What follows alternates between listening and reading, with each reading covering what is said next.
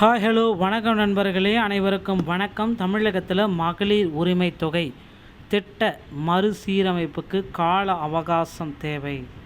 முதல்வர் விஜய் இந்த அறிவிப்பை தற்சமயம் வெளியிட்டிருக்காரு.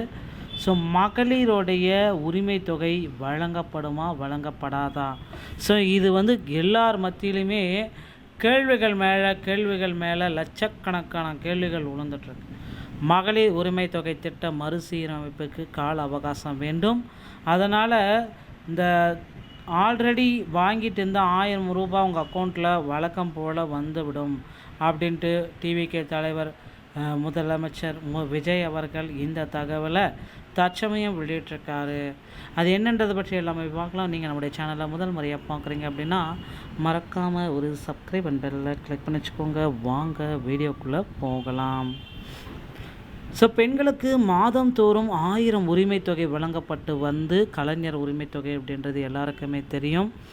மறுசீரமைப்பு செய்ய அரசுக்கு உரிய கால அவகாசம் தேவைப்படுகிறது.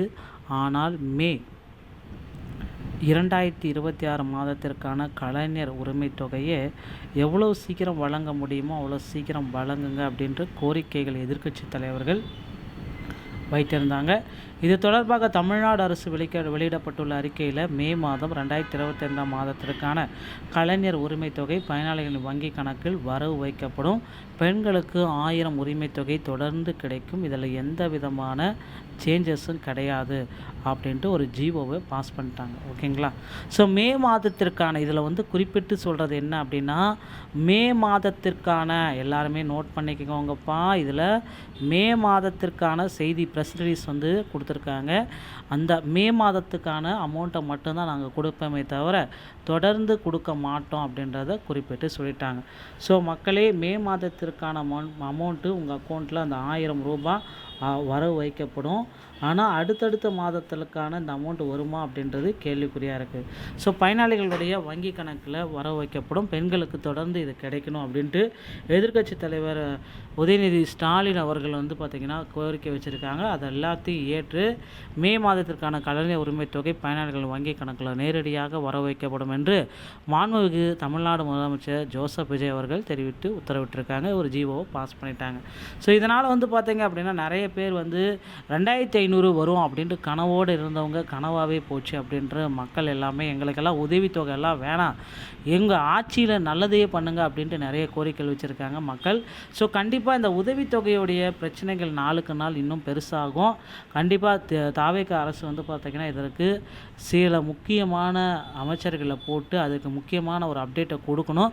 மகளிர் உரிமை தொகை அப்படின்றது எல்லார் மத்தியிலுமே ஒரு பெரும்பாலான பேச்சாக பேசப்பட்டு வருது. தேர்தல் வாக்குறுதிகளில் இதை சொல்லி தான் நிறைய பேர் பார்த்திங்கன்னா நிறைய தற்சமயம் அமைச்சர்களாக இருப்பவர்களும் சரி, எம்எல்ஏக்களாக இருக்கவரும் சரி, இந்த முக்கியமான கோரிக்கைகளை சொல்லி தான் ஓட்டு கேட்டாங்க. கண்டிப்பாக இந்த கோரிக்கைகளை நிறைவேற்றி ஆகணும் அப்படின்ற மாதிரி கோரிக்கைகள் வலுக்கிறது. கண்டிப்பாக என்ன செய்ய போகிறது?